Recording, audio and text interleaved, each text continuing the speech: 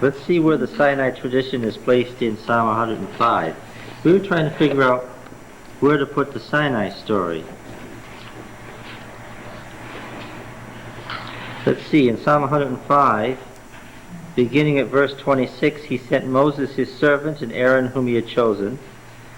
They wrought his signs among them and miracles in the land of Ham. He sent darkness and made the land dark. They rebelled against his words. He turned their waters into blood and caused their fish to die. The land swarmed with frogs, even in the chambers of their kings. He spoke, and there came swarms of flies and gnats throughout their country. He gave them hail for rain and lightning that flashed through their land. He smote their vines and fig trees and shattered the trees of their country. He spoke, and the locusts came, the young locusts without number, which devoured all the vegetation in their land and ate up the fruit of their ground. He smote all the firstborn of their land, the first issue of their strength. Then he led forth Israel with silver and gold, and there was none among his tribes who stumbled. Egypt was glad when they departed, for dread of them had fallen upon it. He spread a cloud for a covering and fire to give light by night. They asked, and he brought quails and gave them bread from heaven in abundance. He opened the rock, and water gushed forth. It flowed through the desert like a river. For he remembered his holy promise, and Abraham his servant. So he led forth his people with joy, his chosen ones with singing, and he gave them the lands of the nations, and they took possession of the fruit of the people's toil, to the end that they should keep his statutes and observe his laws. Now what do you notice that's dramatic about that there? No, that's not what's dramatic. What's dramatic about it?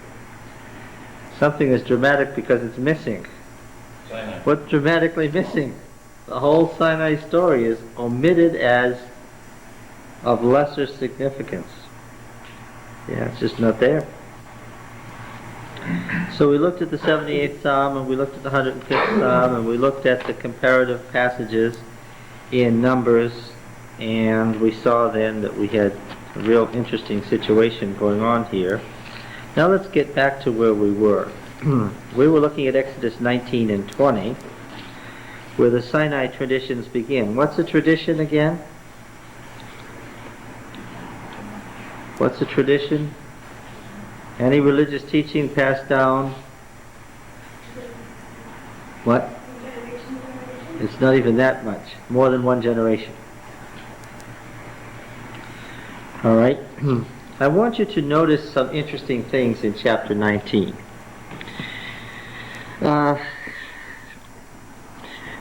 As you read, did you notice anything that raised any questions in your mind or caused any problems?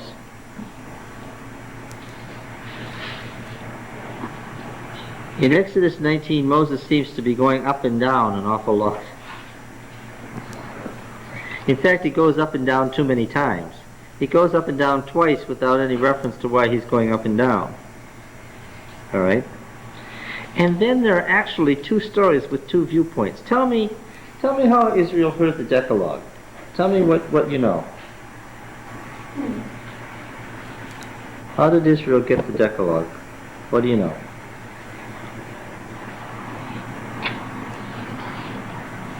Don't guess. Tell me what chapter 19 says. I see that some are rereading the chapter. That's a good thing to do.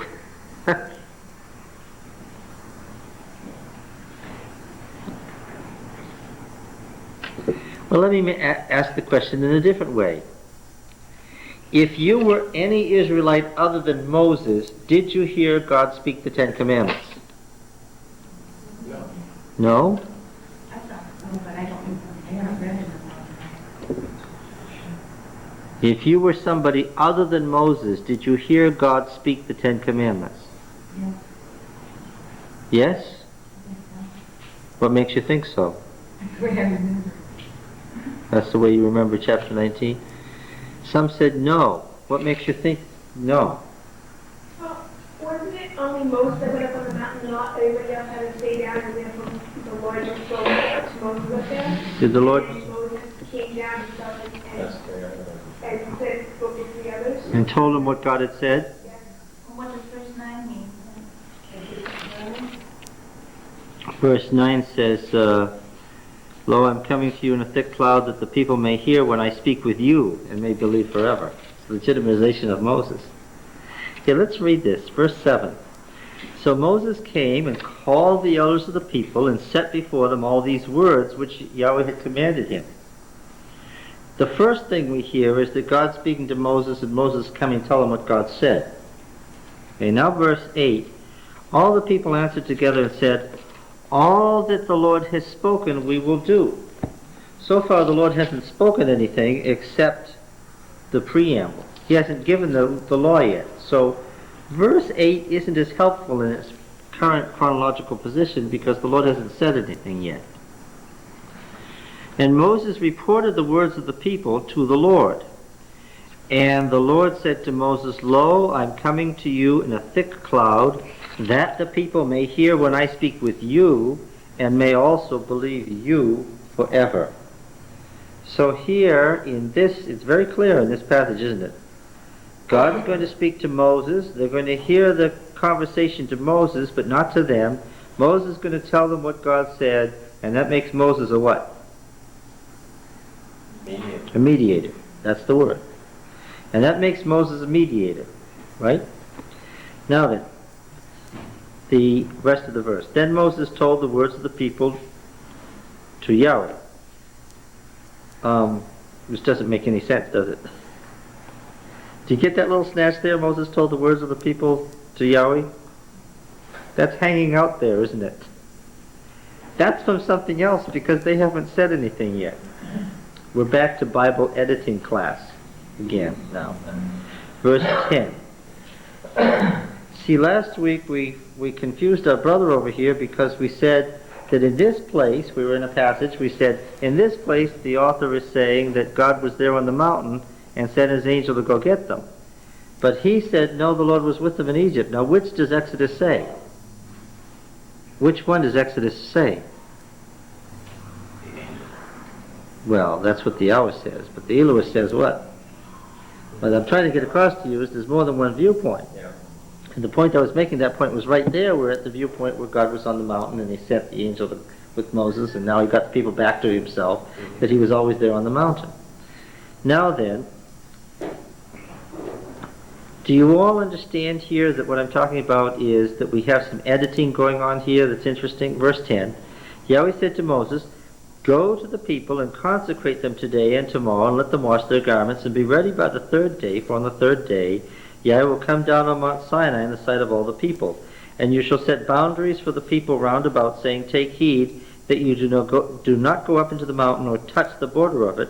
Whoever touches the mountain shall be put to death. No hand shall touch him, but he shall be stoned or shot, whether beast or man, he shall not live. When the trumpet sounds a long blast, they shall come up to the mountain. So Moses went down from the mountain to the people and consecrated the people. They washed their garments. He said to the people, be ready by the third day, do not go near a woman. On the morning of the third day there were thunders and lightnings, and a thick cloud on the mountain, and a very loud trumpet blast, so that all the people who were in the camp trembled. Now, do the people want to touch the mountain at this point? What do they want to do? Advance or retreat? Okay. But further on, we have God earnestly telling Moses what? Go set up a boundary so that the people don't come up. Now then, let's just read. They trembled. Then Moses brought the people out of the camp to meet God. They took their stand at the foot of the mountain. Mount Sinai was wrapped in smoke. See, now we also have a cloud. We have the thunder cloud and we have the smoke of the volcano here. Both images are used. Either it's a volcano or it's a thunder cloud, one or the other. And smoke of it went up like the smoke out of a kiln, and the whole mountain quaked greatly. And the sound, as the sound of the trumpet grew louder and louder, Moses spoke, and God answered him in thunder. Now, we have verse 20. The Lord came down on Mount Sinai to the top of the mountain, and the Lord called Moses to the top of the mountain, and Moses went up. The Lord said to Moses, go down and warn the people lest they break through to the Lord, and many of them perish. And also let the priests who come near to the Lord consecrate themselves, lest the Lord break out upon them. Now there's a problem with that, of course, isn't there? What's the problem with that? What? Hadn't he already asked them to consecrate themselves? Yes, but there's an even greater problem. What is it? Make sure that the priests who come near to Yahweh consecrate themselves. What's the problem with that?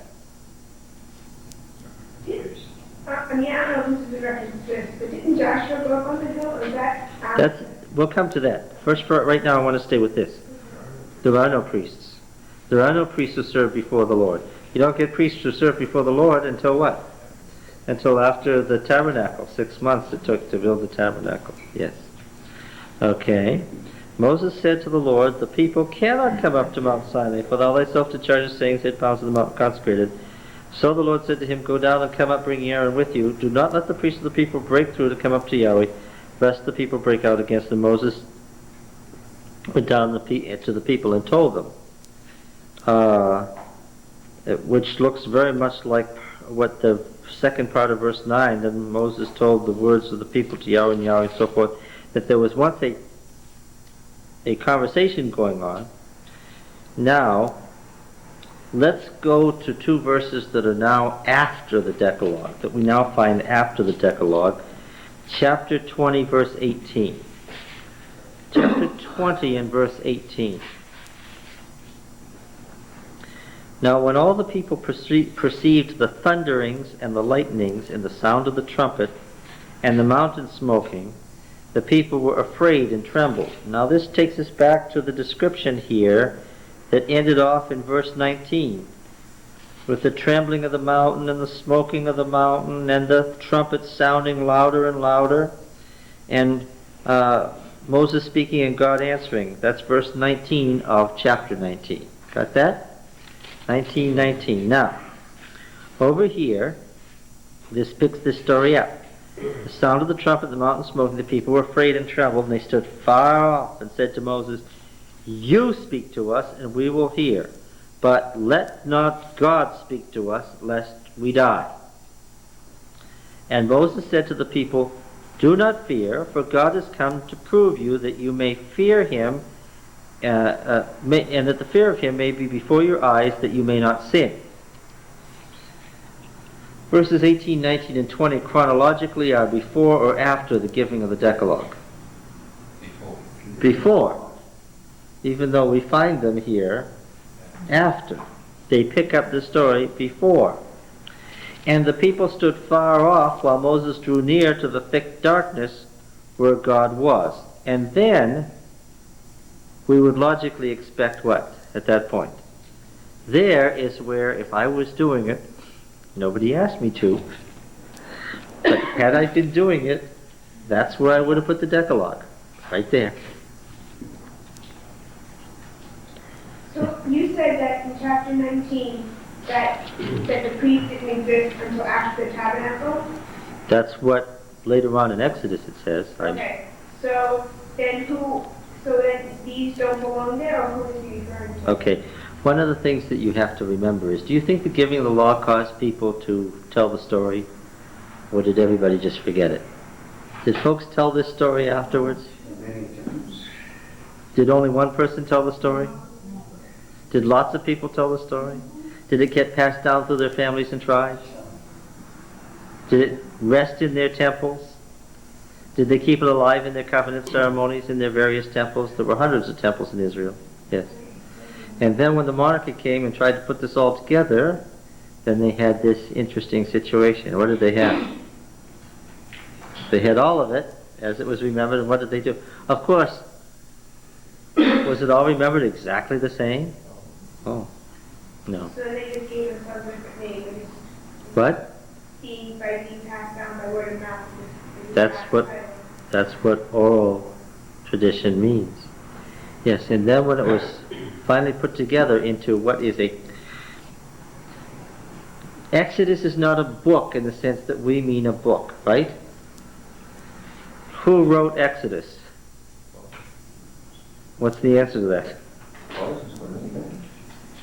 Well, if you would say Moses, then you've been missing the last 10 weeks. You've been somewhere else. Who wrote Exodus? What? several people wrote portions of it.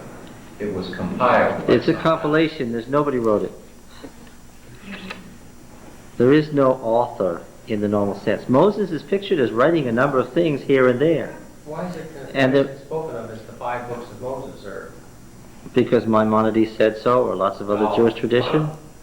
came down? I think you're missing the point. The point I'm making is there anywhere, in any verse that you have read in the Bible from the time you've been studying with me, that there's a claim that Moses wrote this verse?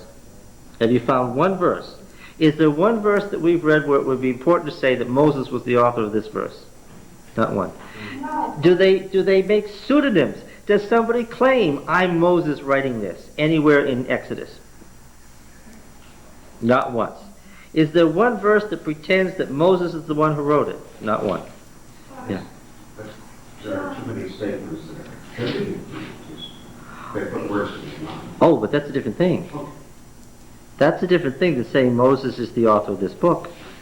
But Also, John, I think that we kind of tend to agree that, you do right at the beginning, Exodus was the second book of Moses. yes, that's tradition and so forth, It yes. is tradition, because we automatically, I mean, I have been here for a few weeks, and I still thought it was Moses. Well, if one person had written this, would we find the kinds of things we're finding in chapter 19? Probably not. Well, no, it's true. You would find some discrepancies. Mrs. Wright wrote the life of Christ 3 times, and each time she wrote the life of Christ, her chronology changed. I mean, if you take this for example, it would still be consistent for one author to have, what I see here is the insertion of verses 20 through 25. They don't belong in chapter 19. If you cut them out and read through linear, it would still make sense, because authors frequently do this. They'll go read through a story and then they'll emphasize a point which occurred earlier. Not a problem.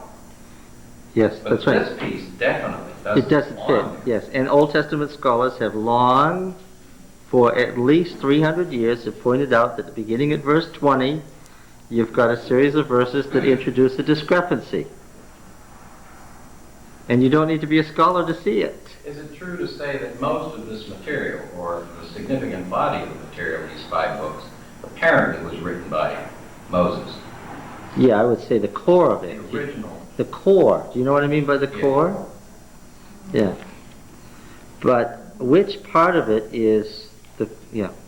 That it really doesn't matter. No, it doesn't matter at all. It doesn't matter, but it does give some emphasis on the fact that you think, well, he was actually there, rather than somebody that maybe wasn't there and wrote about it. He wasn't there either. Well- In the Exodus, but he wasn't. No. Why do you think that it would be more, we've only got the words, and the words disagree internally, right? You've got a number of statements like that. Well, if this book about your life, and someone said, John wrote it, or that I wrote it, I'd take more.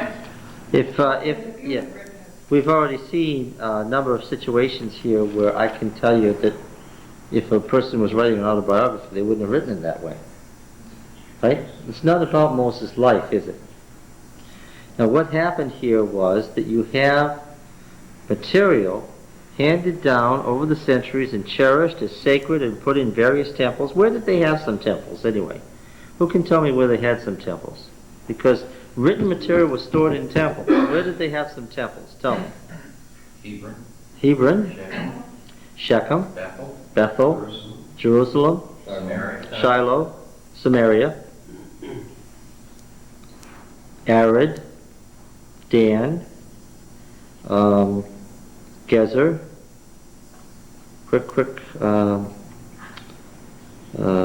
Gilgal, Most of the mountains of the northern kingdom. Shechem, Mount of Blessing, Mount of Cursing. Any place that was a principal town or city. Yes, there was a temple. Right. And the tribes, of course, claimed preeminence on this material. Whose version is the most authentic? Whose version is Moses' version? Ah, that was the real question. Who had Moses' version? If you were in Hebron, you had Moses' version. If you were in Bethel, what? You knew that you had Moses' version. Yeah. And if you were in Hezekiah's day, then you had a problem, because now, what has Hezekiah done? He's gathered in all the material from all the temples. He's closed all the temples and burned them down. He's gathered all the priesthoods into Jerusalem, and he's got all their records. And now what? And it tells you that Hezekiah presided over the compilation of the book of the law. This is the very book of the law that Ezra read after the exile. This compilation that we know as Genesis, Exodus, Leviticus, and Numbers was made in Hezekiah's day. And they had all this stuff. And if you were part of the priesthood, would you want to leave it out? No. Sometimes it didn't agree, so what did they do?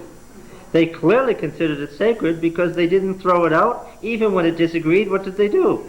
They put it in. That's how come there are discrepancies. Why would you put in things with discrepancies? Because they considered it sacred. By Hezekiah's time, it was the words of Scripture, and they wouldn't leave it out.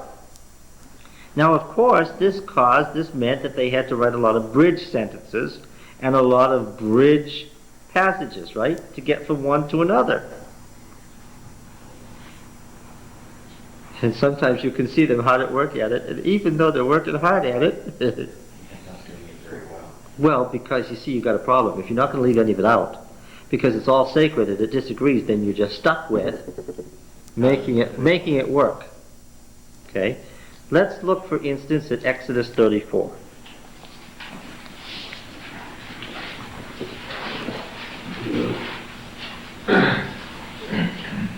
Sometimes, by the way, we can tell what temples and what tribes the various stories came from. The Lord said to Moses, cut 2 tables of stone like the first, and I'll write upon the tables of stone the words that were on the first tables which you broke. Be read the words. Now, there could be lots of words, right? How many words were there? Verse 28 says, and he was there with Yahweh 40 days and 40 nights. He neither ate bread nor drank water. And he wrote upon the tables the words of the covenant, the 10 words. That's what I told you last week. And yours says word? So does yours. Mine says commandment. Yeah, that's because they took the Hebrew word devarim, words, and translated it what? For words. Translate commandments. The Hebrew text says the 10 words. It's the Hebrew word for word, not the Hebrew word for commandment. Now then, let's see what we're doing here. The words that were on the first table which you broke. Be ready in the morning and come up in the morning to Mount Sinai and present yourself there to me on the top of the mountain. No man shall come up with you, and let no man be seen throughout all the mountain. Let no flocks or herds feed before the mountain. So Moses cut 2 tables of stone like the first, and he rose early in the morning, and went up Mount Sinai as Yahweh had commanded him, and took in his hand 2 tables of stone. And Yahweh descended in the cloud, and stood with him there, and proclaimed the name of Yahweh. Yahweh passed before him, proclaimed Yahweh. Yahweh is a God merciful and gracious, slow to anger, and abounding in steadfast love and faithfulness, keeping steadfast love for thousands, forgiving iniquity and transgression and sin, but who will by no means clear the guilty, visiting the iniquity of the fathers upon the children and the children's children to the 3rd and 4th generation. And Moses made haste to bow his head toward the earth and worshipped. And he said, now I have found favor in thy sight, O Lord. Let the Lord, I pray thee, go in the midst of us, although it is a stiff-necked people, and pardon our iniquity and our sin, and take us for our inheritance. And he said, behold, I make a covenant. Before all your people I will do marvels, such as has not been wrought in all the earth or in any nation, and all the people among whom you are shall see the work of Yahweh, for it is a terrible thing that I will do with you. Colon. That's the preamble. Colon. Now here comes the covenant. 1. Observe what I command you this day, for behold, I will drive out before you the Amorites, the Canaanites, the Hittites, the Perizzites, the Hivites, and the Jebusites. 2. Take heed to yourself, lest you make a covenant with the inhabitants of the land where you go, lest it become a snare in the midst of you. 3.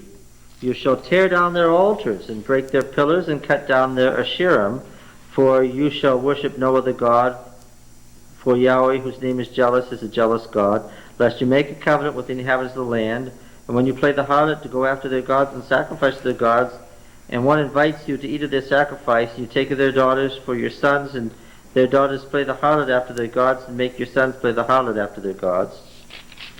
Okay, all of that was expansion on that commandment, wasn't it? 4, you shall make for yourself no molten gods. 5, the feast of unleavened bread you shall keep.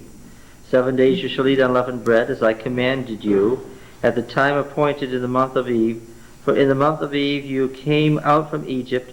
All that opens the womb is mine, all your male cattle, your firstlings of your cows and sheep. The firstling of an ass you shall redeem with a lamb, or if you will not redeem it, you shall break its neck. All the firstborn of your sons you shall redeem, and none of you shall appear before me empty. This is all about the feast of Passover unleavened bread, right? How have we done here? 6. 6 days you shall work, but on the 7th day you shall rest. In plowing time and in harvest you shall rest. 7. You shall observe the Feast of Weeks, first fruits of the wheat harvest, the Feast of Ingathering at the year's end. 3 times of the year shall all your males appear before Yahweh God, the God of Israel. For I will cast out nations before you and enlarge your borders. Neither shall any man desire your land when you go up to appear before Yahweh in your 3 times during the year. 8. You shall not offer the blood of my sacrifice with leaven, neither shall the sacrifice of the feast of Passover be left until the morning. 9. The first fruits of your ground you shall bring to the house of Yahweh your God. 10. You shall not boil a kid in its mother's milk. And Yahweh said to Moses, write these words. In accordance with these words, I have made a covenant with you and with Israel.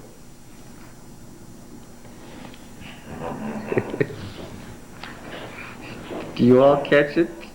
Do you all get it? Is it clear? If something's not disturbing you right now and you're not shifting in your seat, then you missed the point. What did we just hear? The 10 Commandments. Those are the 10 Commandments. Now, just like on the 10 Commandments in chapter 20, there's some that have got lots of expansion and explanation, and some that are just contracted to a simple don't do this, but there's 10 Commandments there. Those are the 10 Commandments it says he wrote on the tables of stone.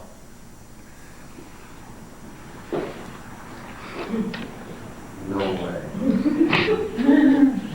Do you have a Bible with you? Yes, I. Is it in your Bible? All I said. No way. Okay, I'll tell you what, you just take that page and tear it out.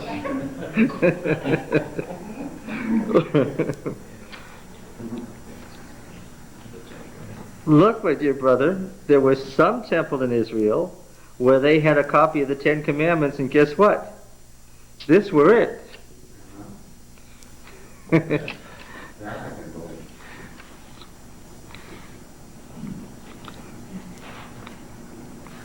Okay, and he was there with the Lord for... That if these tables were to replace the tables that had been broken, that it couldn't be that. What? I said that it's pretty obvious that if these 2 tables that Moses took back up to write them, to replace the ones that he cast down, then it couldn't be these 10 words that took the place. Yeah, keep working at it. That's enough. Guess what? I like your argument, except it doesn't hold water, because in the narrative of which this is a part, it doesn't tell us what the 10 words were until here. So we have no reason to believe that these were the 10 in the narrative.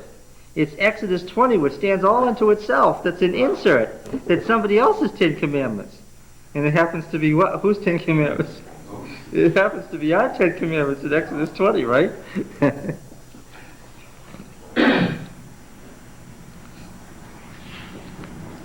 Okay. Now we have 3 sets of 10 Commandments. Now let's hear the explanation. No, we have 3 sets of 10 Commandments now. Right? Where are they? What are the 3? What chapters? One's over Leviticus. No. Deuteronomy 5, yes. Exodus 20, and Exodus 34.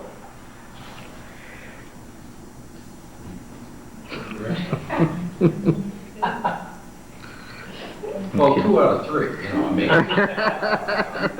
Well, as evidence, we're all relieved that the seventh-day Sabbath is in all 3 sets. It comes out different each time, but it's there each time, right? That's not very gratifying. Well, after all, how often have you boiled a kid in its mother's milk? I haven't done that. Okay, all right then, you're safe.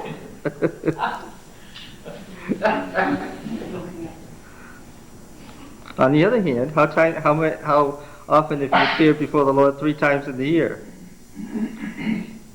With the firstlings of your flocks. Quite regular. Okay. You're safe. Confused, I didn't know that, I've read this before. Hmm. I just thought this was a detailed thing of other things they were supposed to do. I didn't know it was in place of or the same as the Ten Commandments. No, I didn't know it either until I started studying Old Testament and reading and kept reading about the second Decalogue in Exodus and the ethical Decalogue and the people have been commenting on it for centuries. And then I actually read Exodus 34. What does it say? It's not that I made it up. What does it say? It says that it's the 10 Commandments.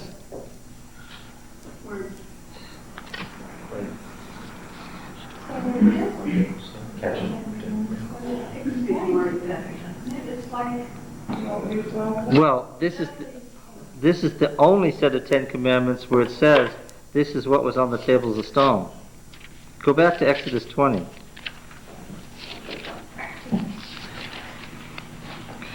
Now, Exodus 20 is the 10 Commandments that we're familiar with. Somebody find the tables of stone for me.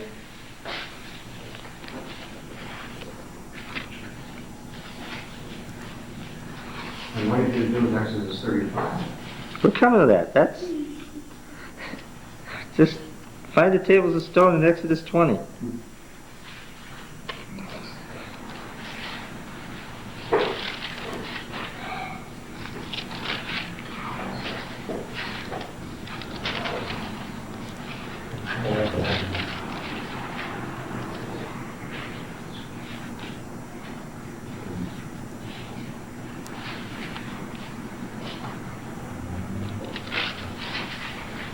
You're suggesting, Gary, They're not there. Well, they're not there in my Bible.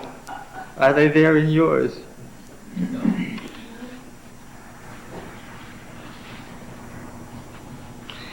In fact, there's no mention of tables of stone on the day the law is given at all. Oh, this is awful.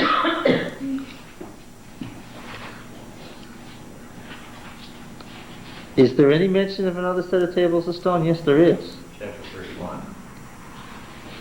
Yeah. What does it say in 31?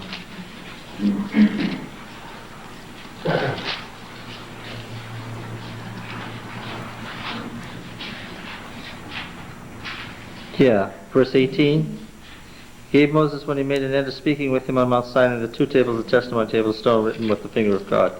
Well, that's picking up from a story that's in chapter 24. 24:12.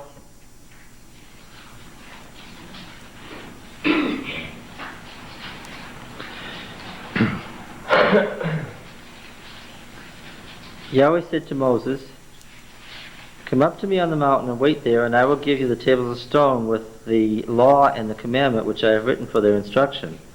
So Moses rose with his servant Joshua, and Moses went up into the mountain of God. And he said to the elders, "Tarry here for us until we come to you again, and behold, Aaron and Hur are with you. Whoever has a cause, let him go to them." And Moses went up to the mountain, and the cloud covered the mountain. The glory of the Lord settled on Mount Sinai, and the cloud covered it 6 days. And on the 7th day he called to Moses out of the midst of the cloud. Now the appearance of the glory of Yahweh was like a devouring fire on the top of the mountain, in the sight of the people of Israel. And Moses entered the cloud. He went up on the mountain, and Moses was in the mountain 40 days and 40 nights.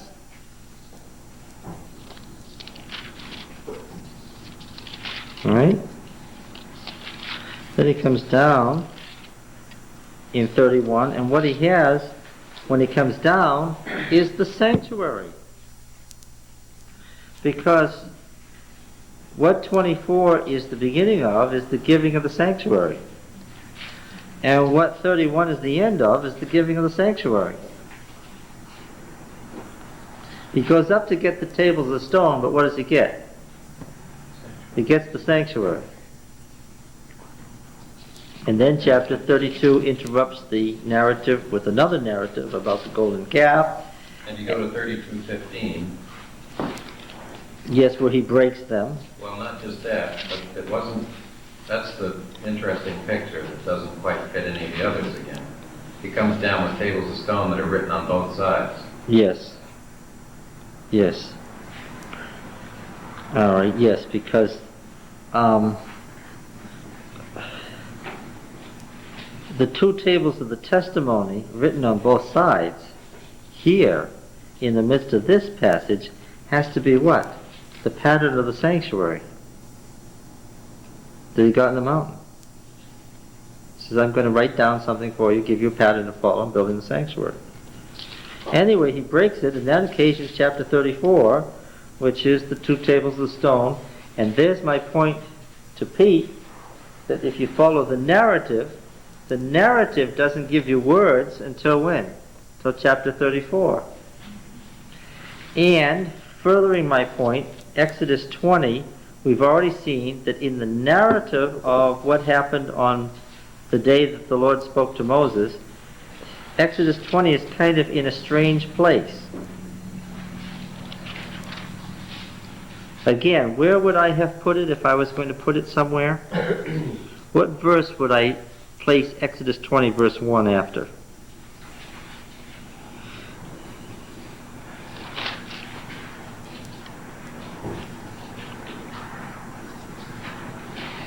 Well, you want to put it after verse 21. Yes. Or maybe it's 35 between 1 and 2. Chapter 35? Between verse 1 and 2. Chapter 35. No, I would see the narrative about the giving of the law in Exodus 19 and 20 is interrupted with a form of the Decalogue. And it's obvious why a form of the Decalogue has been inserted there, because there wasn't one. And all I'm saying is that that's a good place to put a set of the Decalogue. It's just that it's in a strange place in the narrative. Because really, if you look at it, we've already seen that Exodus 20 verses 18, 19, and 20 are before or after the Decalogue. Let's read them again. Chapter 20 verses 18, 19, and 20. It's been a while since we've read these three verses. Now when all the people perceived the thunderings and the lightnings and the sound of the trumpet and the mountain smoking, the people were afraid and trembled. They stood afar off and said to Moses, You speak to us and we will hear, but do not let God speak to us lest we die. Moses said to the people, Do not fear, for God has come to prove you that the fear of him may be before your eyes, that you may not sin. Okay?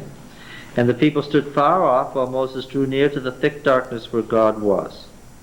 And that's where I would have put the Decalogue.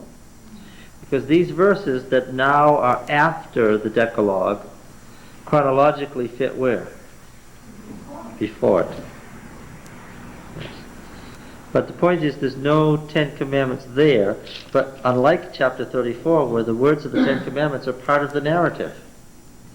So if I were going to be really picky, which set of the Ten Commandments in Exodus fits the narrative better? Exodus 20 or Exodus 34? That wasn't the question. Which form of the Decalogue fits the narrative better? Exodus 34.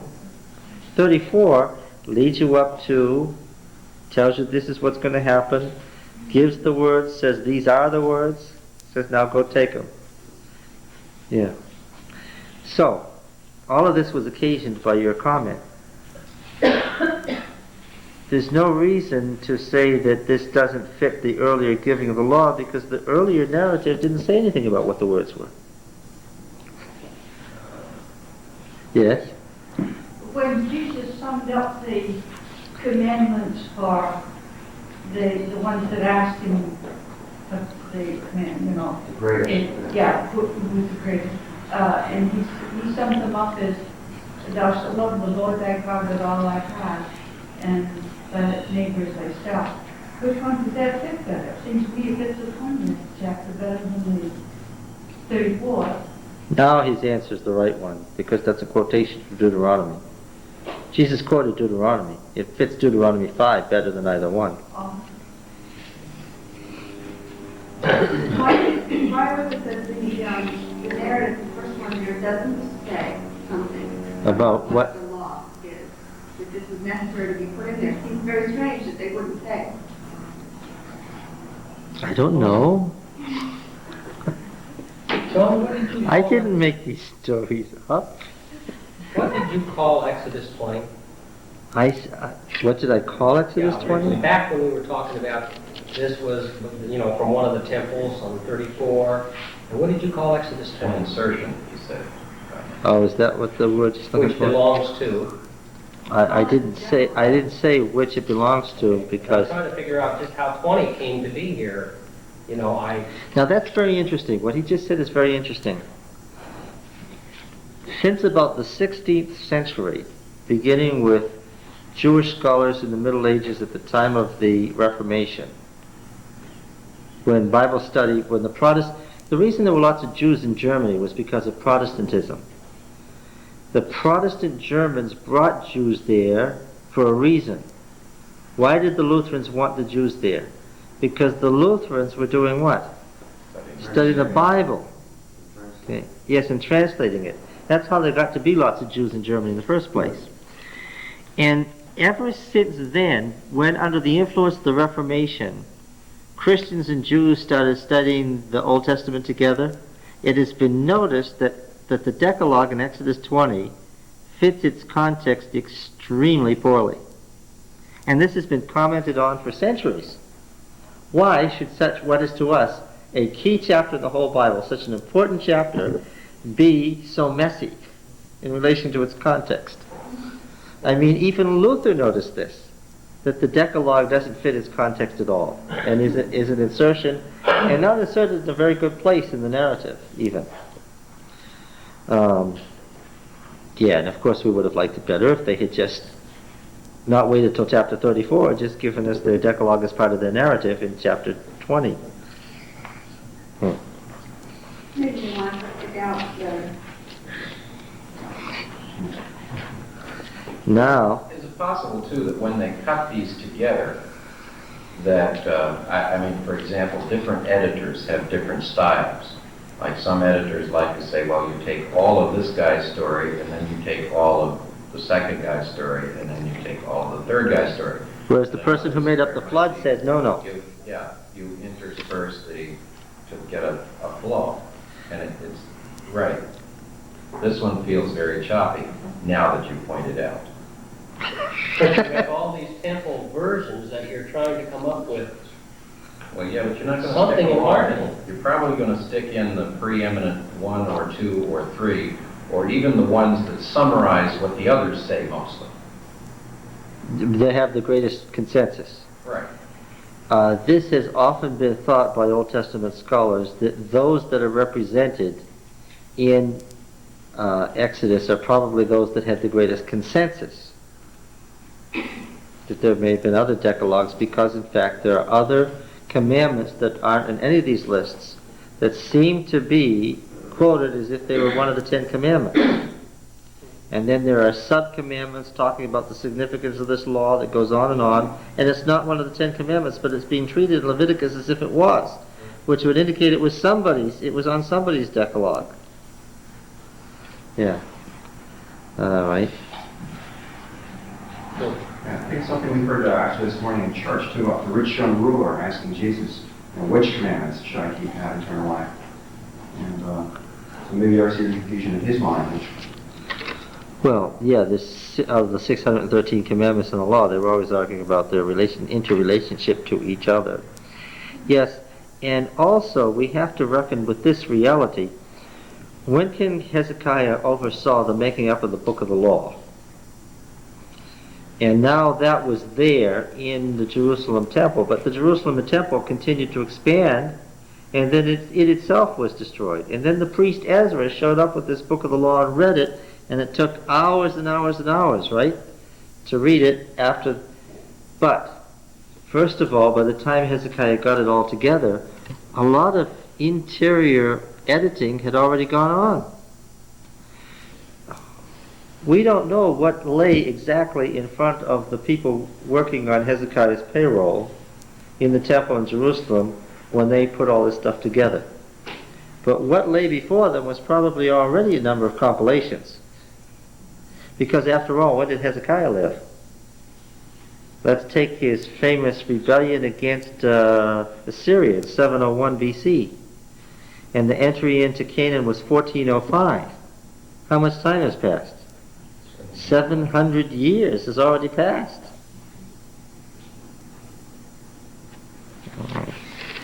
Now then, let's look at the Ten Commandments themselves. I mean the ones in Exodus 20. We'll get to the ones in Exodus 34 momentarily.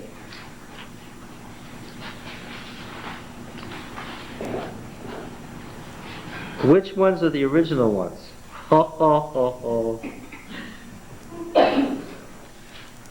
What's the problem with the answer to that?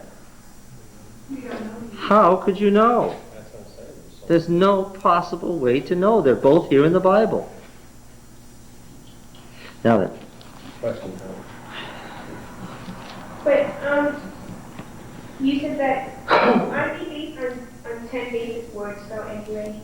Yeah, they are based on 10 key words. Right. And the 10 key words have to be different in Exodus 34 than in Exodus 20. And it's also that the order is different though as well. The order is different. Yes, the Sabbath commandment is the sixth commandment in Exodus 34. Try that one on for size. The importance of the sixth commandment. That's speaking about the Sabbath. You don't have it in it's not in Exodus 34. No. On the other hand, boiling a kid in its mother's milk is in Exodus 20.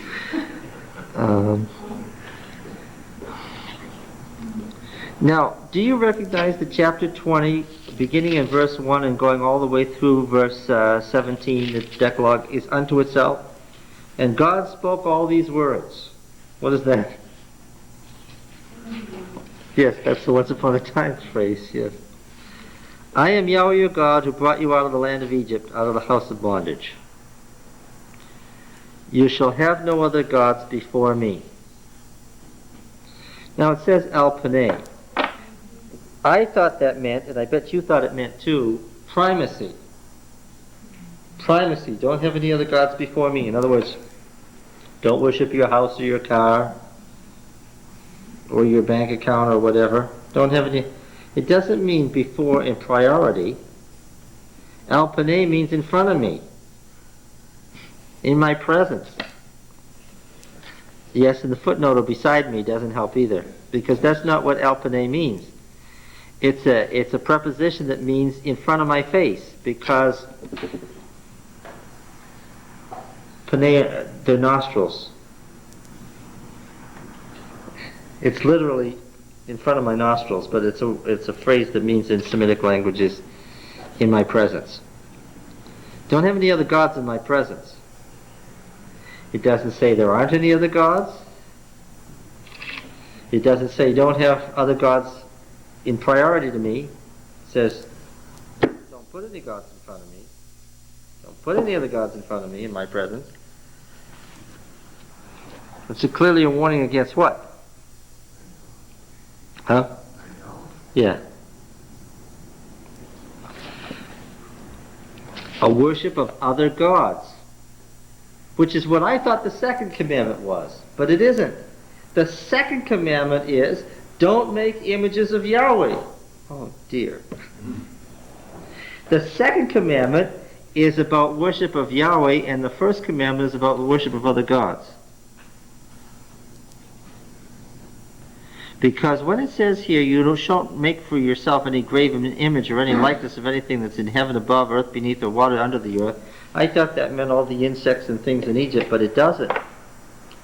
It's talking about not making images of Yahweh. Did they ever make images of Yahweh? Well, in Exodus 32, they had already made an image of Yahweh in the form of the calf. What about at Bethel? Bethel was a calf temple, right? We know that from the prophets. And they said that it was Yahweh's temple. They worshipped Yahweh, and Yahweh was the calves, or else Yahweh appeared above the calves. We're not sure. Okay, but the second commandment was about not making images to Yahweh. To Yahweh of anything that exists in the world. So the second commandment could read, don't worship Yahweh via an image. Or don't use images in the worship of Yahweh. Okay? And the first commandment is don't have images of other gods in Yahweh's presence either. Alright? Anybody have a Douay version handy? How would that help us? It just suddenly struck me, I'd like to see how these look. I don't remember how these look in Douay. No. Like before, it is so much different. Yeah. The changes of the commandments from the Douay version and this, the difference is, the Catholic version is about the same as this, almost word for word. But it was changed in their... Well, they split one and leave one out. Well, that was in the Yeah, in the catechism. It's not in the Bible. That's right. Right. In the Douay version, I read it in it, and it's almost word for word the same. Okay. Okay, now the next one is using the oath in Yahweh's name. That one is clearly in a legal context. Or is it? No, this is not the one in the legal context. This is the one about using his name in worship. The guidance of life. The Sabbath commandment, that's not, we're so familiar with that one that there's not too much to say. The form of the commandment is in Palestine, though. It's not in the wilderness. How do I know? They have gates. What else do they have? Servants Yeah, slaves. They didn't have any slaves in the wilderness. Have visitors. And sojourners. Yes, a resident alien can't be there. There's a whole set of laws about the resident aliens. When what? When you go into the land the Lord your God gives you. So this expansion isn't from the time of the Exodus. The expansion is from a settled period when they were already in the land. Okay. Same thing is true of the next commandment about honoring father and mother, that your days may be long in the land which Yahweh your God gives you. Look, who owns the land? Who owns the land? God owns the land. And in Leviticus, everybody on the land is a tenant on the land. How do you have right to the land? You inherited it from whom? Fathers. Through the fathers. That's what the genealogy is for. Why do I have this piece of land? Because I'm the son of so-and-so, is the son of so-and-so, is the son of so-and-so, to whom God gave it back at the time of the Exodus. Okay. Now, therefore, if you were dishonoring to your parents and as a result they disinherited you, what would be the case? Your days wouldn't be long on the land. Why? You wouldn't get the land. That's why it's in the section having to do with God. It's about God and his gift of the land, which comes to the fathers, to the parents, and you have to honor the parents because the parents are the source of the gift from God. And again, I'm saying this commandment is when they were settled in, the form of the commandment is when they were settled in the land. Certainly doesn't make any sense in the wilderness. Yes? God didn't say it. What would you tell him? Because the first verse says that God spake all these words. No, he didn't. Well, now, we're coming to a theology momentarily. There's an intensive and continuation sense of the verb that's used throughout Exodus in Moses' function as mediator. God's constantly talking to Moses, and Moses is constantly telling the people what God said. And this becomes an office. The office of official mediator. We know it as the office of judge. So whenever the judge gets some expansion of one of God's laws that God says, then they stuck that in as what? God's word. God speaking through Moses. Look, there's all kinds of laws in Deuteronomy about what a king may and may not do. And it's Moses said, right? And in one of those cases, it's verbatim what Samuel says Samuel said to the people. How come Samuel's words get quoted as Moses' words? Because Samuel's what? Judge. Samuel was the judge and sat in Moses' seat. It was the office of Moses. Just like saying, just when you say the laws of Moses, what do you mean? You mean everything that they perceived that God had said from Moses to Samuel. Just like when you say the Psalms of David, you don't mean what? You don't mean that David wrote them all, or the Proverbs of Solomon, you don't mean that Solomon, that's right. Okay, in the same way, when you say the laws of Moses, you mean what? Those laws revealed via the office of Moses, the mediatorial office. That's the theology of the book, and we're going to see it explicitly stated over in chapter 34 and 35. Okay? So, in their theology, God is always the same. Moses' position as mediator is always the same. It's perfectly correct to say God said all these words. Why? He did. If you've got a problem with chronology, that's a what? If we said, hey, we have a problem with it, we're asking what did he say in 1450 BC? They'd say, what? What? Remember? Because of their concept of time? If we said, no, we're all unhappy here because we want to know what he said in 1450 BC on the mountain, they'd have a hard time fathoming what our problem was. This is a typical example of Eastern and Western thought clashing. As far as they're concerned, God is, and God is, and he says, and well, he never says anything new. He may reveal what was already there, but that's the way it is. It's even part of the problem in Judaism. I'm reading From Beirut to Jerusalem by Thomas Friedman, and he describes the theologies of the three main divisions of Judaism in Israel. And that's at the root there is their relationship to Sinai, and I can see now to time. The Haredim are very much the old, their thinking is very much related to ancient concepts of time and theology and even the religious Zionists are more, they're Westernized. They're more modern. They're modern, yeah. All right. About the 2 tables of stone, you talked quite a bit last time about the 2 tables of stone. On one, the first 5 commandments, including honoring your father, were relative to God. Mm-hmm. And the other were relative to God in that as we relate to fellow being or something. Now in 34, Something completely different. That doesn't work at all. Doesn't work at all. That's right. Listen. like a first grader again. I told you, just go over there and rip that page out. Everything will be fine. Okay, now look. It's obvious that they weren't much interested in you shall not kill, you shall not commit adultery, and you shall not steal. Not that there aren't lots of expansions, or you shall not bear false witness. Why are they so brief in this Decalogue? pretty cut and dry. Yeah, because they considered it so obvious that there's no need for expansion. They just, Speaks for itself. yeah. Coveting, however, they thought you needed to have a pretty good, clear list of what might be coveted that you better not covet.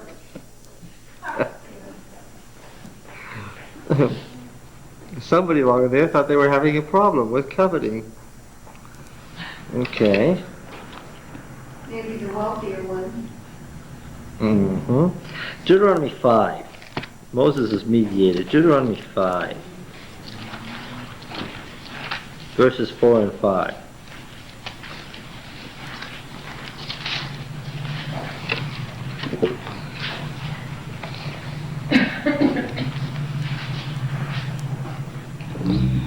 Yahweh spoke with you face to face at the mountain out of the midst of the fire. That makes it sound, that's verse 4, that makes it sound like God spoke the Ten Commandments to the people, right? Right? But then verse 5 says, but I stood between Yahweh and you at that time to declare to you the word of Yahweh, for you were afraid because of the fire and you didn't go up to the mountain. He said. And then we have this other list here. So, my first question was, did the folks in these narratives, did they hear the Ten Commandments from the voice of God? No, that's not what the narrative says. That's another disappointment. Boy, we don't have walls of water, we don't have God speaking to the people. It says here that he made the covenant in Horeb. Mm-hmm. So is that in the Exodus version also, or is that just in the Deuteronomy version? There's an argument in Exodus as to whether it was a mountain at Kadesh or a mountain at the southern end of Sinai. The mountain in Kadesh is Horeb. But they had an argument about where the true mountain was, too. And it's not resolved in Exodus. It's not resolved in Deuteronomy either. Okay, now, Deuteronomy 18. Here's, yes, this is important. It just came up. Just a passing thought, but the same scene occurs when Jesus is baptized and comes up out of the water, What? where the people hear thunderings but Yeah. they don't hear the words. Only John hears the words. The seven thunders, and he couldn't utter what the thunders said in Revelation. Yeah. Same thing. And again, back here in Deuteronomy 5, it's almost the same presentation as Exodus 20. Yeah.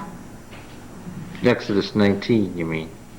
Exodus 20 doesn't have much of a narrative. The commandments. Oh, the commandments. Yeah. The Except expansions are different. Except it proves to us that they are expansions, because the expansions are different. Deuteronomy 18, verse 15.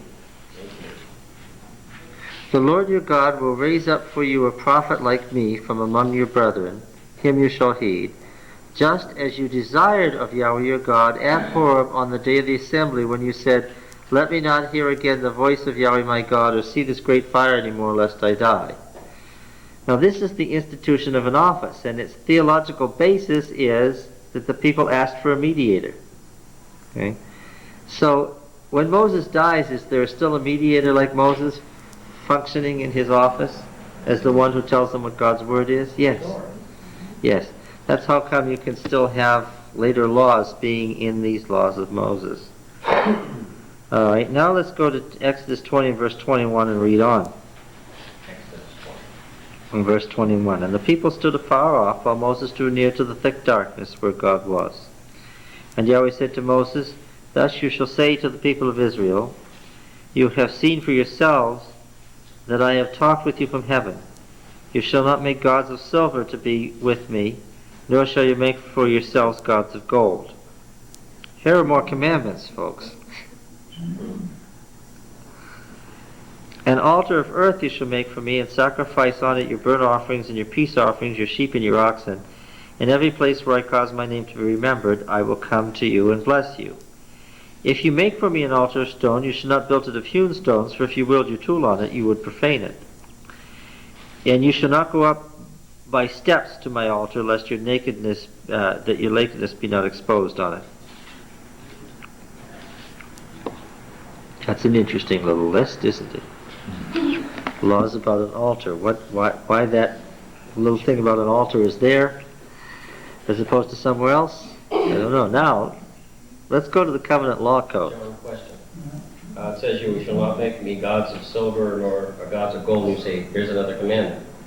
wouldn't that still fall under the, as we understand it, the second commandment? Don't make any graven images. Wouldn't that still? You say, is that another in addition commandment, or? This is a little list of laws, just like the Decalogue is a list of laws. Like the second commandment? You want to list everything under Exodus 20 as the supreme law, because you're an Adventist. You know, But that's not what Exodus says.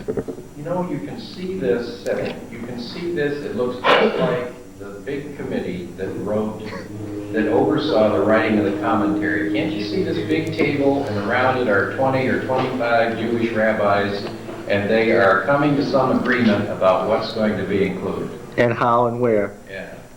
I'm sure it was a massive undertaking. In other words, what I'm telling you is the writing of our Bible is much more complex than you imagine. What you had a picture of was, there was Moses, right? Out under a tree in the desert. Surrounded by his 2 million people,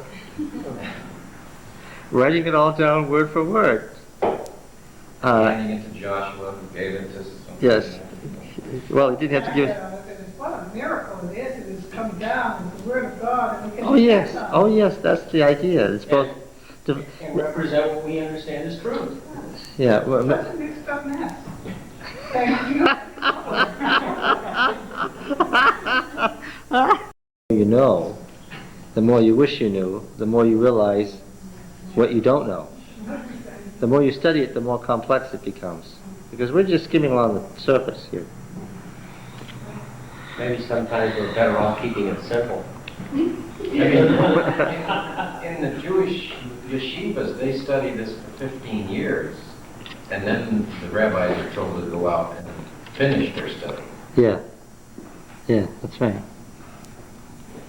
Well, I used to wonder what it means when you get to heaven and you earn eternally, and I said, well, someday you must be exhausted, but I don't know how we can get ever get exhausted. Well, you know, we'll find out who exactly did what later. And I'm sure that their issues of their day, when they were editing, influenced what they edited in and what they edited out and what they gave big play to and what they gave small play to. Now, Spirit of prophecy. Sister White, in her comments on the Ten Commandments, seems to use the versions from Deuteronomy 5 and Exodus 20. The things that she says about the commandments. this is a useful question now. When we're doing exegesis of the Bible, shall we use Mrs. White's writings to determine which is correct or what's right or what the solution to the problem is? Well, we understand that her information was given to her through the Holy Spirit. Okay, now... The same as the writers of the Bible. Yeah, her information about the spiritual significance of it. Unfortunately, what did she herself say about her information as to the exegetical meaning of it? She never claimed to be a prophet. No, but it's much more precise than that. When they couldn't decide what the meaning of Daniel 9 was, and what did the term daily mean, and as far as a historicist application, should it be applied to the pagan Roman Empire or to the papal period or to both, and some tried to use her writings to prove one and some another, what did she do? She wrote letters to all saying, don't use my writings to settle these matters. I have no light regarding the meaning of the daily. She'd already written about it. She had already written about it. And then she said, I have no light regarding the meaning of the daily. Where'd she get her information from? From what Uriah Smith had already written about it. She had no vision about the daily, but it was in her writings. See? And she forbade the use of her writings to prove points of exegesis, to establish the meaning of a passage. She absolutely forbids it. And we have, in this class, we have made reference a number of times to Mrs. White said this or that about a passage, but we've never used Mrs. White to prove it. Why? Because you have to take seriously, she absolutely forbids that. She says to do what? If you want to know what it means, what? Study the Bible itself, which is what we're doing here. Yes. See, I can't now take the Patriarchs and Prophets chapter of the spirituality of the law to figure out which is primary, because I've got in the Bible itself a statement of 2 decalogues, 3 decalogues. See? Now, of course, because we're Westerners, we don't like that. What do we want to do right away? We want to settle what? Which is the right one? Have I said so far which is the right one? You said in the past they can all be right. Well, if they're all in the Bible, But you said that if it contradicts itself, either way to be. yeah, we're just not going to say that there is a right one. Simply can't be done. Now let's talk about this law code for a minute. Can we do that now? Now I thought it was, I knew it would take a while after Exodus 34 to get past the shock, but yes. Yeah, just want to throw getting back to that story about the rich young ruler. When Jesus gives him the reply, it's just interesting that he doesn't quote from Exodus 34 and say, okay, here's the commandments. Celebrate the Feast of Weeks. Don't cook a kid in its mother's milk. It's quoting obviously from Exodus 20 or Deuteronomy 5. Yeah, but that doesn't prove much. Well, no, it proves that he's not putting Exodus 34 as a very primary thing to focus this guy's attention to. He doesn't even really do that. Jesus summarizes, that I think is what the rich young ruler expected him to do. And in his other argument with the Pharisees, the same case, he refuses to do that and summarizes the law when he says, love God and love your fellow man. There aren't any commandments. You read all through the Torah and all of these traditions of the rabbis, and you won't find either one of those 2 commandments. Yeah. All 613 of them. Jesus was distilling it, so that's not much help anymore. I thought it was, though. See, now I want to look at this law code. You're a mean one, John Wood. I did not write Exodus. I take no responsibility for any of this. Now, Exodus 21 and 22 and 23 and 24 are a unit. There is a law code, and this law code is presented by Moses to the people, and the people accept it as their basic normative law, and they accept the covenant. So here's the covenant code. Now, you know that making of law codes was common in the ancient world. There are a number of law codes in the Bible. We think of the holiness code in Leviticus 17 to 26. We think of the code beginning in Deuteronomy 12. We have here Exodus 21 to 23, one of the earliest codes. There are a number of other law codes in the Old Testament. Now, each law code you can look at as a whole and say, what is characteristic of this law code? Because they differ one from another. They sometimes have different laws that absolutely disagree with each other. This law, if you follow it, means that that law isn't valid, okay? Because, of course, they come from different places and different periods. Certainly the people who put them together believed that they were all God's law. This, of course, is a very ancient code, and it is a code, again, that reflects perhaps desert society, which is more wild, but there is also plenty of evidence that they are settled here. How can I tell? If you dig a pit, put a fence around it. Is that something you do when you're on the move in the wilderness?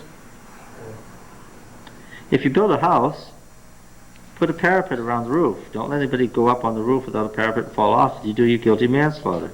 What does that tell you? This is not something you do in the wilderness. Okay. Sabbatical year can't be the wilderness. Right?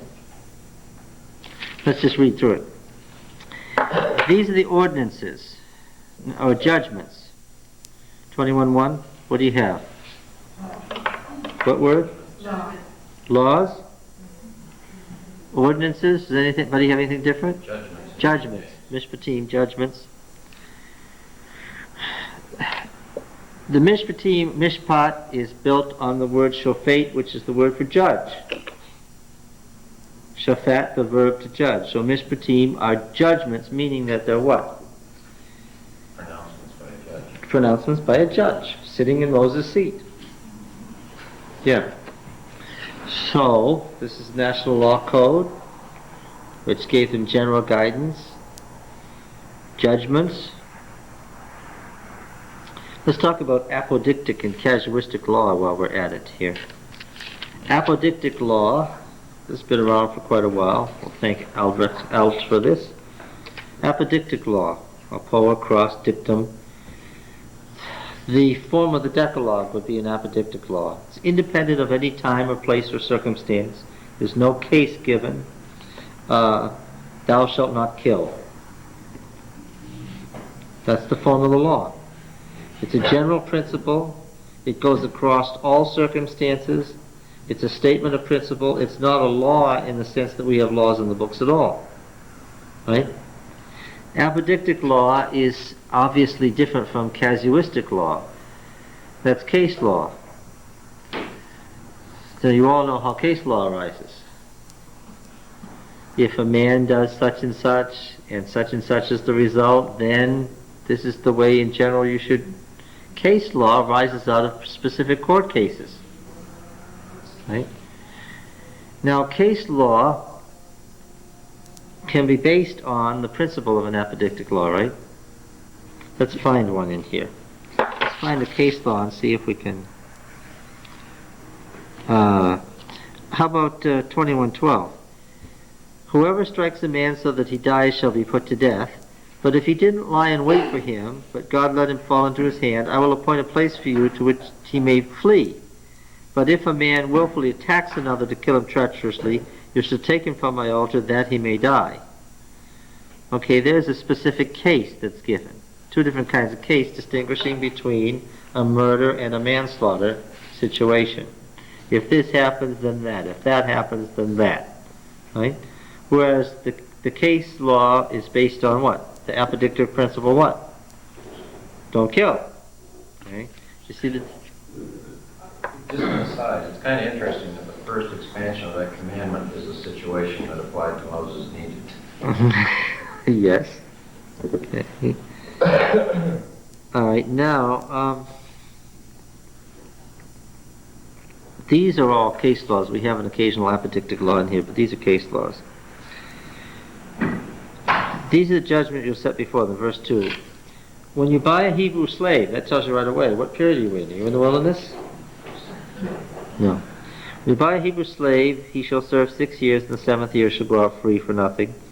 If he comes in single, go out single. If married, then go out with his wife with him. 4, if his master gives him a wife, and she bears him sons or daughters, the wife and children shall be the master's, and he shall go out alone. But if the slave plainly says, I love my master, my wife, my children, I won't go out free, then his master shall bring him to God, and he shall bring him to the door of the doorpost, and his master shall bore through his ear with an awl, and he shall serve him for life. When, don't be thrown off by the word when. How can we read when?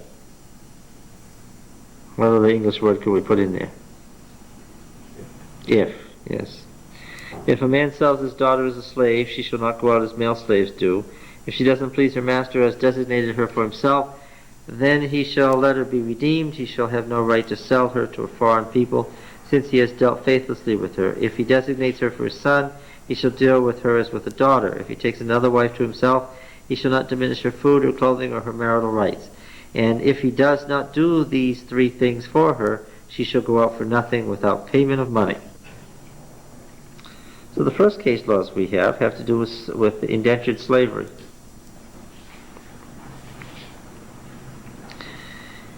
Whoever strikes a man so that he dies shall be put to death, and so we just read this one. Verse 15, whoever strikes his father or mother shall be put to death. Whoever steals a man when he sells him or is found in his possession of him shall be put to death. Whoever curses his father or mother shall be put to death. When men quarrel and one strikes the other with a stone or with a fist, and the man doesn't die but keeps to his bed, if the man rises again and walks apart with his staff, he that struck him shall be clear, only he shall pay for the loss of his time, and shall have him thoroughly healed. pay for him while he's thoroughly healing.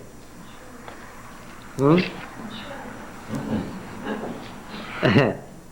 When a man strikes his slave, male or female, with a rod, and the slave dies under his hand, he shall be punished. But if the slave survives a day or two, he's not to be punished, for the slave is his money, meaning he didn't mean to kill him. Isn't that a nice law? Can you tell this is a different society from ours?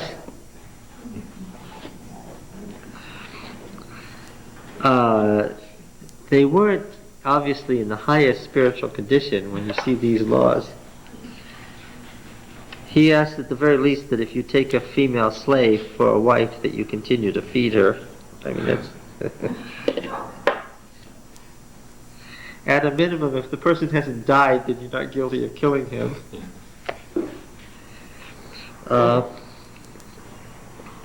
Verse 22. When men strive together and hurt a woman with child so that there's a miscarriage, this is the closest thing we can come to abortion in the whole Bible, is this verse. So that there is a miscarriage, and yet no harm follows, that is to the woman. The one who hurt her shall be fined according to the woman's husband, shall lay on him, which could be a lot of money. He shall pay as the judge determines, but notice it's not considered a murder, interestingly. Well, that would make sense, because in the Hebrew mind, when do you become a living soul? When? When God breathes breath into your nostrils, when's that? At birth. Yeah, in the ancient mind, the moment of birth was the moment of life, yeah. Yeah, the NIV translation says that she gives birth prematurely. Yeah, okay, but I don't think that's exact. Well, that's interesting. That's what it says? Yeah. Oh, have fun with that one. We'll have to go back and consult the Hebrew. Yeah, yeah. Footnotes, though it says miscarriage, it's a possible translation for that premature birth. So that basically says it's okay if the husband is in agreement. Well, the husband can set the fine. It could be very expensive. So if he's in agreement, then there wouldn't be one. Right.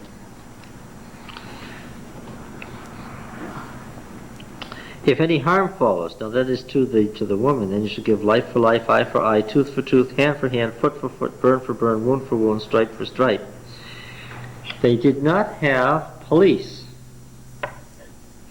It was a non-police society. Well, who carried out the administration of justice? The community as a whole, with the elders at the head. You got a murderer, what do you do? Kill him? Well, you could stone him or you could hang him. But what'd you have to do? You couldn't make it violent and bloodthirsty. If you hanged the guy, what'd you have to do? Take his body down and bury it. When?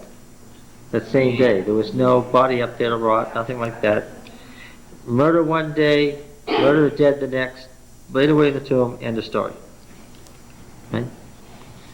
Xenophon mentioned when he was marching through Persia with the Greek army, how orderly Persia was.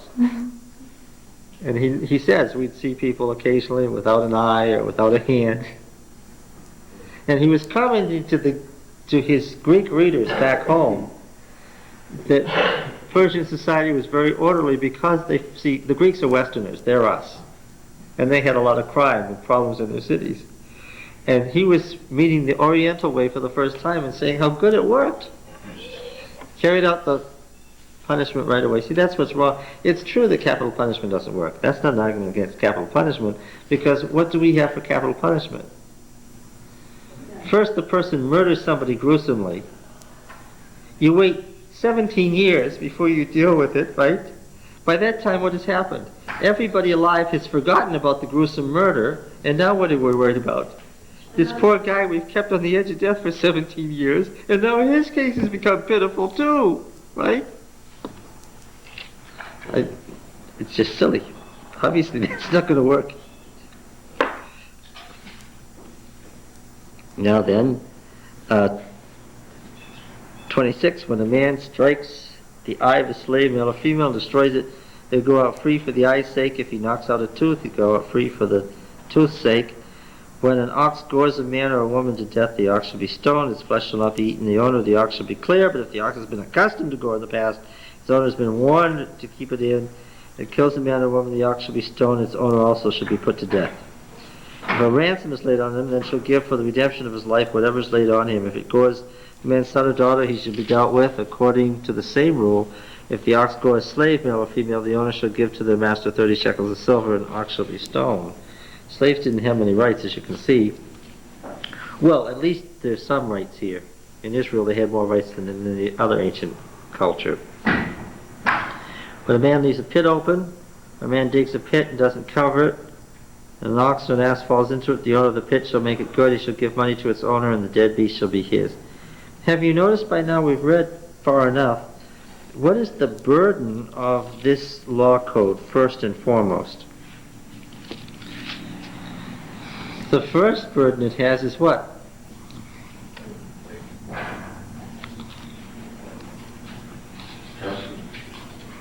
No.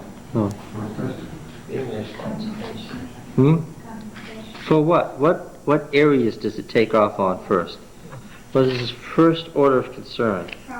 Property rights. Slaves, individuals, property rights. That suggests to me a period when what? When there was, when they had property, and when things were pretty wild and they were trying to safeguard property rights and get things into order. The picture here is of an orderly or disorderly society. Very disorderly, that they're trying to get, particularly in relation to property and slaves and so forth. Let's see, verse 35. When one man's ox hurts another, what do you do about that? 22:1. If a man steals an ox or a sheep, what do you think would be for that? He has to make restitution. He has to pay it back double. If a thief is found breaking in and struck so that he dies, there shall be no blood guilt for him. If the sun has risen on him, then there shall be blood guilt for him. In other words, if you could see. What's the law in Massachusetts? What's the law in Massachusetts? If you shot him inside your house, you were clear. Yes. And if he died outside your house, you were manslaughter. Yes. But that's not it now. You have to make every reasonable attempt to escape. Yeah. Who are these people making these laws? People in the 15th century BC had more good sense than that. God was guiding them, of course. But what you have to do if somebody's coming in to rape and murder you is you have to prove that you made every attempt to escape before you do any harm to that individual. That's the law. Some part of that law, John, is if you escape and he chases you down in an alleyway and you shoot him in an alleyway, you are at fault. It's your manslaughter. Yeah, because then you are outside your house. Make every reasonable attempt to escape, but make sure if you do him harm, you're still inside your house while you're doing it. I tried to open the window, it was stuck, so there was nothing for me to do. But maybe that was that up and down theory you were talking about earlier. All right, verse 5. When a man... No, just a thought here. They should reinstitute this full restitution bit today. It would make a big difference in a lot of the crime. You don't get out until full restitution. We could probably do well as a society if we just used the law code in Exodus 21 to 24. Things would probably settle down all right. I could hear a lot less talking about to the TV if verse 19 were carried forth in football. Verse 19, oh yes, that's true. But then what would you do with the football player that injured the guy so that he was... He had to not play as long as he was. Take care of it. My goodness, the one that crippled You'd have to break his neck. He's out. Yes. The rest of his life, so the guy that did it should be out of the law. 22:5. When a man causes a field of vineyard to be grazed over, lets his beast loose, feeds another man's field, he should make restitution from the best in his own field and vineyard. I like that one. Fire breaks out and catches and thorns, stacked grain, standing grain, and fields consumed. He that killed the fire makes full restitution. If a man delivers to his neighbor money or goods to keep, it's stolen out of the man's house, the thief is found to pay double. No thief is found to come near to God, show whether or not he's put it in his hand to his neighbor's goods. Of course, that's the trial by ordeal, which we'll see later. This suggests that everybody who's doing something wrong has the wherewithal to make restitution. They'll spend a long time paying back. But remember, everybody had property. There wasn't any homeless or underprivileged. No, because in Leviticus 25, in order for this to make sense, see, it's sort of strange that this is here because it's chronologically out of order. Here's how it worked. You got your inheritance back at the beginning of 50 years, when it was at its greatest value. Now, unlike our society, there was not going to be inflation. Because what happened to the value of the land? The land was good for fertility to grow food, okay, or to sustain animals, whatever. What was happening to the value of that land every year? It was going down at least 2% a year. Why? It was going back and it's really low. That's right. You could lease it, but the most you could lease it for was 50 years, and then the value was decreasing. And the owner would get it back at its maximum value, and then you could lease it out again or whatever. So that. Now, the slaves were only good for 7 years, okay? So their value was decreasing much more rapidly, unless you rolled them over and gave them more money and took them for another 7 years. All right? So you have personal services deflating much faster than land values were deflating, but both were deflating. The result, I read an article by an economist on the implications. The result was that Israel could increase its national product about 16% a year without experiencing any inflation. Okay. You would never have an entrenched wealthy class and never have an entrenched poverty class. Why? And also it would always allow, even though everybody always owned the land in perpetuity and the families always owned the land in perpetuity, it also allowed for individual initiative and allowed people who were smarter or worked harder to get rich faster than the others. Why? Yeah, because over 50 years you could do what you wanted to do and you could bring yourself to a position of wealth by working hard. So the whole idea was that they could expand their capital base without experiencing inflation or without a built-in entrenched class that was rich or poor. So everybody had an opportunity because he had something out of which to make restitution. Now, if the population growth exceeded any more than 3% a year, they needed to expand their land base equivalently. And so this economist pointed out that the implication of that system is that the land would have been getting bigger and bigger. Had to. And that's probably what God had in mind. All right, now then, where are we He had here? in fact operate. Did Israel take land other than Canaan? Yeah? How long did it Most of Lebanon, How long half did of it- Syria, about 150 years. Part of Ammon, Moab, Edom. Okay, verse 9, for every breach of trust, whether it's for ox or ass or sheep or clothing, for any kind of lost thing, of which one says, this is it, the case of both parties shall come before God. He whom God shall condemn shall pay double to his neighbor. If a man delivers his neighbor an ass or an ox or a sheep or a beast to keep that dies or is hurt or driven away, without anyone seeing it, an oath to Yahweh shall be between them, both to see whether he has not put his hand to his neighbor's property, and the owner shall accept the oath and shall not make restitution. If it is stolen from him, he shall make restitution to its owner. If it is torn by beast, let him bring it as evidence. He shall make restitution for what has been torn. If a man borrows anything of his neighbor and its hurt or dies, the owner not being with it, he shall make full restitution. If the owner was with it, he shall not make restitution. If it was hired, it came for its hire. If a man seduces a virgin who is not betrothed and lies with her, he shall give the marriage present for her and make her his wife. If her father utterly refuses to give her to him, he shall pay money equivalent to the marriage present for virgins. That would be an expensive mistake. Here's an apodictic law. You shall not permit a sorceress to live. You notice that's not a case law. In other words, what is the situation there? We could frame that as a case law. If someone is found to be practicing sorcery, he shall be cut off. There's the case law form of it. This is always the case.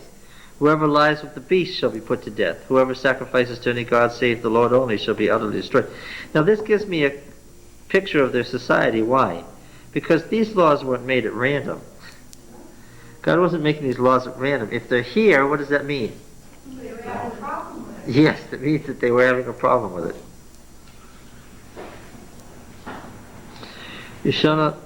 It doesn't mean that they had a problem from 1450 until 586, though. No, it means It that... means that somewhere along the line, this was important enough for a judge to pass on Yeah, that's right. at least once. At least once along the way, it had become important enough for the national judge to get involved. Would it also not suggest that it was currently something to be considered as opposed to having been left out when they edited all of this? Well, it might have been something that this committee he created in Hezekiah's time considered might happen again. Was it limited to just this time, or was it continued on as far as the rest of the books in the Old Testament? No, they had a device called a midrash by which they could add to the Bible and edit it and change it so that they could make it current. Because I mean, like in Saul, Samuel, when Saul was getting exposed to the sorcerer, I mean, she wouldn't do that. No, that was just because he wasn't following the law. She was supposed to be.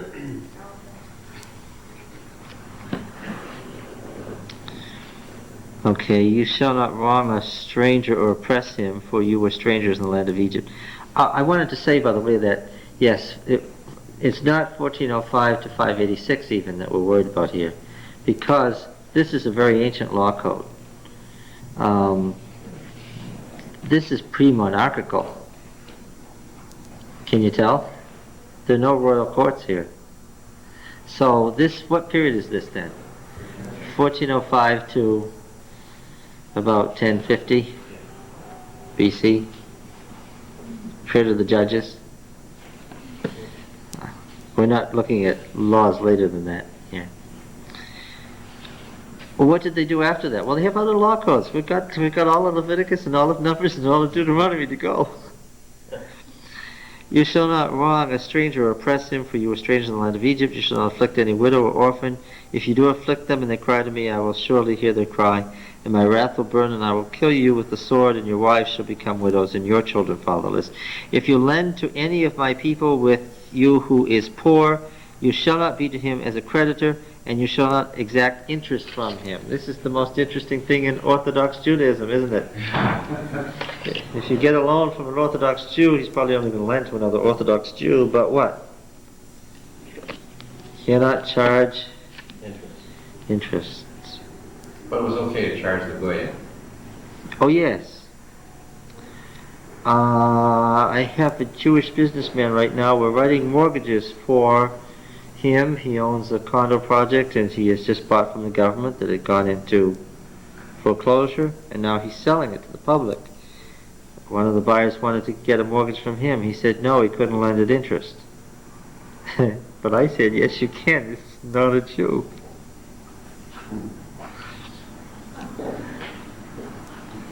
He has a daughter named Mara, and I told him that Mara meant better, that Moses put the... He just can't figure out, he hasn't said anything, but I can tell. How could a man named Wood...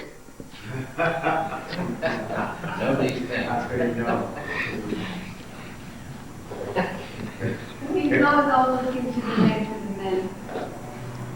Well, yes, because what? Women were not anything. Well, now if you read Genesis as you did, you know that what the women were. What were the women? What? No. What were the women? The women were running the men. They don't need to be mentioned. Right? Didn't we read that in Genesis? That's what was happening. The men were the citizens. That's right. Men were the citizens. Even Moses was stumped at the end of Numbers when Zelophehad died. Why? He had 7 daughters. And the question was, what shall we do with his property? And they brought the case before the Lord, and in one of the law codes it mentions a law, that must have been that law, and what was it? Men who die with only daughters, what? The daughters inherit the property. So where did this all turn around? What? So where did this all turn around? It's still in effect. All right.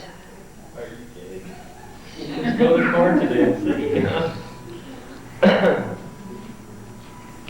Can I go back to verse 21? Yes. They weren't allowed to take what we call slaves, That's right. right? Because they couldn't, if there was a foreigner, he couldn't be put in a position of servitude. You could only put a Hebrew, a fellow Jew in that position, and then not really as a slave, but Indenturing. as indenture, Indenturing. It wasn't true slavery. except if he refused to be redeemed. That was the mistake of the South. It built its whole argument for slavery on the Old Testament. They quoted all the laws and said, you see, this is God's law. The problem was that the slavery they were talking about wasn't racial slavery. It was Hebrew indenturing. And obviously Hebrew indenturing was to be a favor. Look, the guy just doesn't have it. Some people don't. The Lord hasn't given it to them. Okay? He may be employing his best efforts, but he only got 1 talent. Right? And everybody in his village got 5 talents, and he only got 1. And now he's going to starve to death, and so is his family. Indenturing wasn't a bad idea. What was it? It was a way of making use of his 1 talent and his family's without them starving to death, that they could still serve the community. How? They become indentured to a man who would not know how to tell him what to do. And they keep him moving. Right? Indenturing wasn't a bad thing, it was a good thing. Don't the Jews still practice that today? To a certain extent, yes. Because if one is in trouble. We're talking about, of course, there's different levels of Judaism. If you're talking about Orthodox Judaism, they take all these laws very seriously and try to determine how to... Well, even the Reform do to a degree, too, don't Have you ever been to New York City during the Feast of Booths? Now there's something to see. Huh? Where are we here? Yeah, oh yes, we're about not exacting interest in verse 25. If ever you take your neighbor's garment and pledge, you shall restore it to him before the sun goes down, for that is his covering and his mantle for his body, and shall he sleep? If he cries to me, I will hear, for I am compassionate. You shall not revile God nor curse the ruler of your people. Curse a ruler of your people, pardon me. This is not monarchical. You shall not delay to offer from the fullness of your harvest and from the outflow of your presses. The firstborn of your sons you shall give to me. You shall do likewise with your oxen and sheep. 7 days it shall be with its dam. On the 8th day you shall give it to me. You shall be men consecrated to me, therefore you shall not eat any flesh that is torn of the beasts of the field. It shall be cast to the dogs. I'm glad that there were dogs in the Old Testament. You shall not utter a false report. You shall not join hands with a wicked man to be a malicious witness. You shall not follow a multitude to do evil, nor shall you bear witness in a suit, turning aside after a multitude so as to pervert justice, nor shall you be partial to a poor man in a suit, because he's poor, obviously. Now there's a sentence I hadn't noticed before. I should bring that into Judge Martin. Verse 4, if you meet your enemy's ox or his ass going astray, you shall bring it back to him. If you see the ass of one who hates you lying under its burden, you shall refrain from leaving him with it. You shall help him lift it up. Now this is ethics, right? This is ethics. Just you shall not pervert the justice due to the poor in his suit. This is the other side of the top verse. Keep far from a false charge, and do not slay the innocent and the righteous, for I will not acquit the wicked. And you shall take no bribe, for a bribe blinds the officials and subverts the cause of those who are in the right. You shall not oppress a stranger. You know the heart of a stranger, for you were strangers in the land of Egypt. 6 years you shall sow your land and gather in its yield, but in the 7th year you shall let it rest and lie fallow, that the poor of your people may eat, and what they leave the wild beasts may eat. You shall do likewise for your vineyard with your olive orchard. Question. Did all the land lie fallow the same year? Yes. And they ate on what they had? From the previous year, Leviticus 26 says. This is the year-day principle. 6 years and rest the seventh, 6 days and rest the seventh. The year-day principle. Remember I told you about time cycles, how one cycle reflects another. 6 days you should do work, the seventh day you should rest, that your ox and your ass may have rest, and the son of your bondman and the alien may be refreshed. There's a different reason for keeping the Sabbath, which is a physical rest reason. Take heed to all that I have said to you, and make no mention of the names of other gods. Make no mention of the names of other gods, nor let such be heard out of your mouth. 3 times in the year you shall keep a feast to me. This looks familiar. This is one of the 10 Commandments. You shall keep a feast of unleavened bread as a command. You shall not eat leavened bread for 7 days at the appointed time in the month of Aviv, for in it came out of Egypt. None shall appear before me empty-handed. You shall keep the feast of harvest, the feast of first fruits, your labor of what you sow in the field. You shall keep the feast of ingathering at the end of the year, when you gather in from the field the fruit of your labor. 3 times in the year shall all your males appear before the Lord God. You shall not offer the blood of my sacrifice with leavened bread, or let the fat of my feast remain until morning. The first fruits of your ground you shall bring into the house of Yahweh your God. You shall not boil a kid in its mother's milk. 3 of the 10 Commandments in a row. He didn't even walk out. Is there a reason that we don't listen to those things from that? Why we pick and choose? What time is it? Quarter after. Quarter after. I thought we'd never get to this point. It's here for nothing. Nobody's saying anything, how long it was going to take you to get there. 15 minutes. This can't be done in 15 minutes. The 2 laws contrasted. One was the royal law. One was called the law contained in ordinances. One was spoken by God. One was spoken by Moses. One was written on the tables of stone. One was written by Moses in a book. One was placed in the ark. One was placed by the side of the ark. One is perfect. The other made nothing perfect. One was to stand fast for the other. The other was nailed to the cross. Are you familiar with this chart? 370. I mean, let's see, when did they first publish this book? Sometime in the 1870s? For 120 years this chart has survived. It is, of course, absolute nonsense. Right? There's no such distinction between moral and ceremonial law. There's no such distinction in the Bible. This isn't going to convince a Southern Baptist. It doesn't convince me. First of all, when God gave these ceremonies, did they have a moral purpose? Yes. Do we have a wedding ceremony? Is that not moral? Who said ceremonies weren't moral? Right? It's a distinction without a difference. Moral and ceremonial. Right? The only reason we don't keep these laws is because most of them are cultural and our culture has changed. But what are they? They're the principles of the 10 Commandments. She's going to say the 10 Commandments in Exodus 20.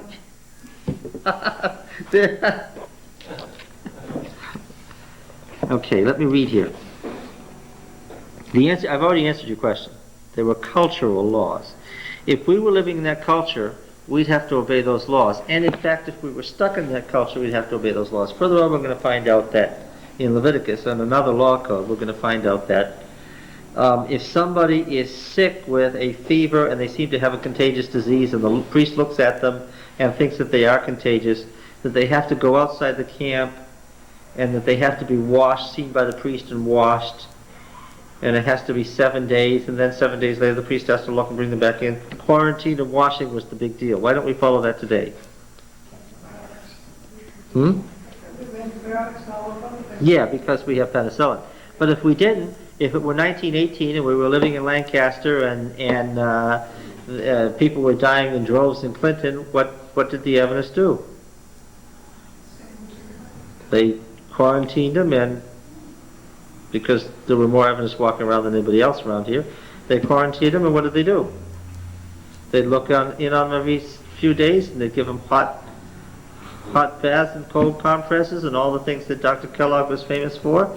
And the point is, you'd follow exactly the same rules if you had no refrigeration and you had diseases. Cultural, that's all it is, yes. Why do we improve beef and chicken and not pork? Okay, now now you've really got me stuck.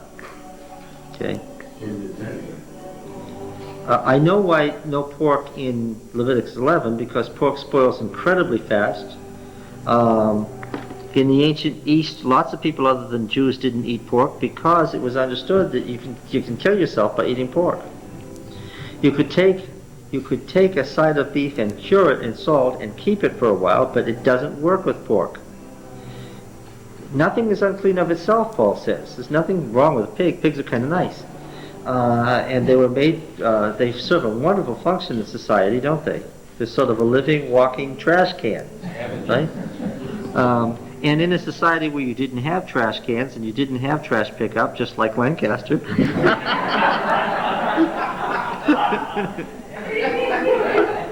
I'm getting real close to getting my own pig. I'm getting real close. But then I need a goat.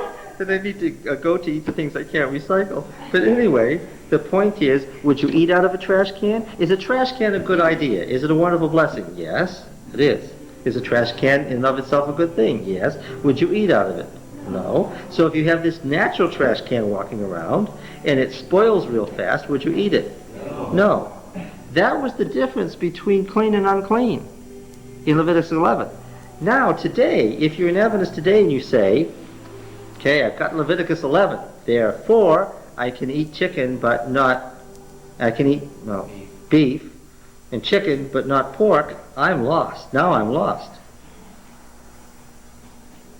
That's obeying the letter of the law and missing the spirit of the law. Why? Because it's a known fact. Let us take colon cancer. Are you more likely to get colon cancer from beef or from pork? No. From beef. Pork hurts the heart, beef hurts the colon.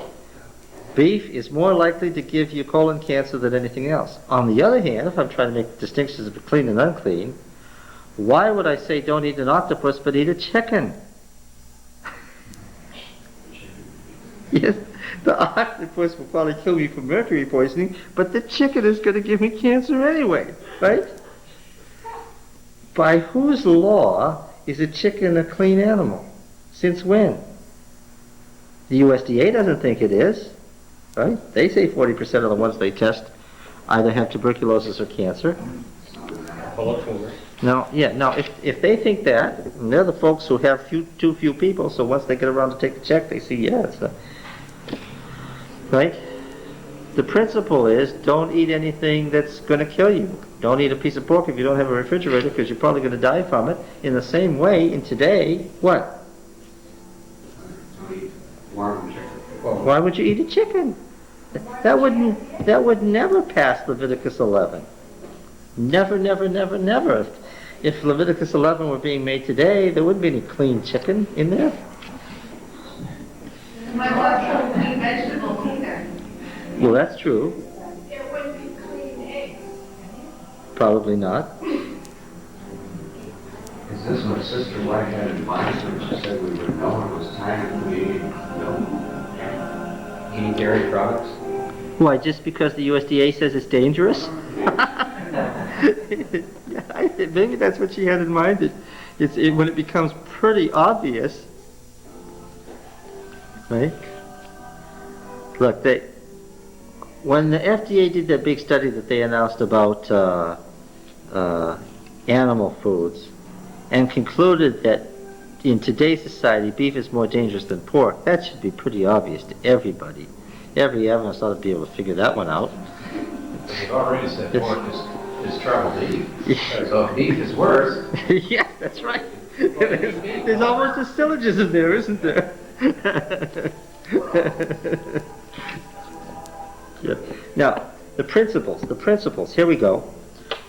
He did not even then trust his precepts to the memory of a people who were prone to forget his requirements, but we wrote them on tables of stone. All the accounts agree that he wrote them on tables of stone, right? We're safe there. He would remove from Israel all possibility of mingling heathen traditions with his precepts, or confounding his requirements with human ordinances and customs. He did not stop with giving them the precepts of the Decalogue. The people had shown themselves so easily led astray that he left no door of temptation unguarded. Moses was commanded to write as God should bid him various judgments and laws, giving minute instructions to what was required. These directions relating to the duty of the people, to God, to one another, to the stranger, were only the principles of the Ten Commandments, amplified and given in a specific manner so that none need err. That's why you have to throw this chart out about moral and ceremonials, why you have to throw it out as useless. Because what have we said here? We've said that the law that says that if you let your ox gore and you knew and it did that habitually and you let it kill somebody, you're going to be held responsible for murder. What is that? That's just, thou shalt not kill. Amplified and given in a specific form. Okay? So, you can't solve the problem in Galatians and Colossians and Romans by this chart, making a distinction between moral and ceremonial, and saying that the laws of Moses were nailed to the cross. Oh my goodness, the laws of Moses were nailed to the cross? Well, these are principles that are true today. If you have a pit bull and it's killed somebody, or it's tried to kill somebody, and then it does kill somebody's child, who's responsible according to this? You are. Would that be different today? Was that nailed to the cross? How would that get nailed to the cross? That doesn't make any sense. Actually, what Colossians is talking about is a bond. The bond was nailed to the cross. It's describing something from the Roman legal system, but that's neither here nor there. No law was nailed to the cross at all. Right? I guess I was never fun that way. Things being nailed to the cross. I thought they meant those ceremonies relating to sacrifices appointed to a place. Okay, now there's the distinction. If you're talking about types, and here we really can talk about types, if you're talking about types in the sacrificial system, the actual whether to bring a sin offering or a whole burnt offering, and what accessory offering you should bring with your sin offering, and on what day you should bring it, now that we could say ceased at the cross. That isn't what Paul was talking about in Colossians, but it would be correct to say that that ceased at the cross. The type meant antitype, and here we could agree that type and antitype are the correct words to use. All right? The statement on the cross, it is finished. Is that... No, that didn't have to do with any of these laws. That it is finished was the atoning sacrifice, the thing that was necessary. Okay, I'm reading from Patriarchs and Prophets, page 364, in the chapter entitled "The Law and the Covenants." And Mrs. White does go on to describe the sacrificial system as ending at the cross. All right. By the way, Patriarchs and Prophets is 1890. She was writing this because they had had this argument about the law in Galatians in 1888. This is her answer. This is the first book she wrote after that. If you want to know what she thought about the law in Galatians, this is the book that talks about it, in this chapter on the law and the covenants. Okay, I want to read one more passage here. The minds of the people, blended and debased by slavery and heathenism, were not prepared to appreciate fully the far-reaching principles of the Ten Commandments.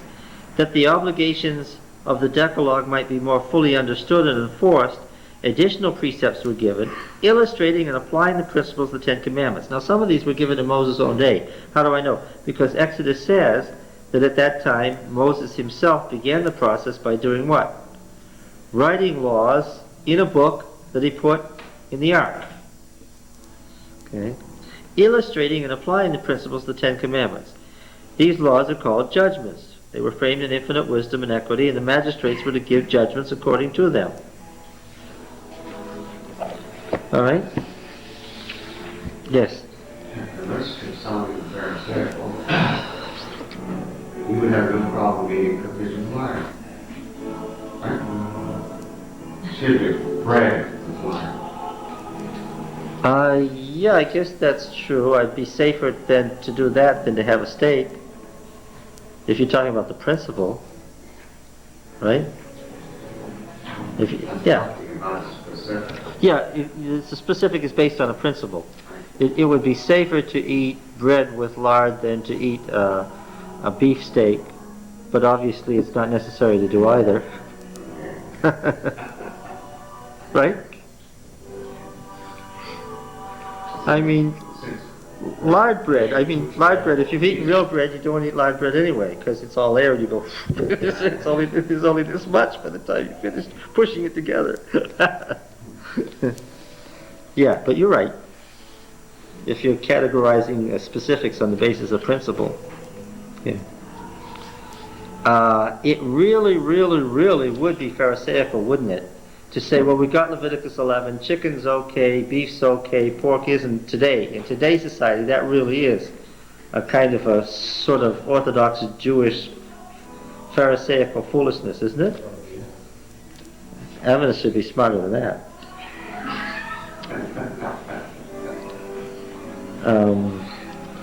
Okay. We'll go to the acceptance of the covenant and the giving of the tabernacle. When are we going to meet again? I'm always confused by this. I'm sorry. What? Next week, the next two Sabbaths. So can be. Oh, okay. Yeah. Okay, I see. There's 2 more weeks. Okay, next week.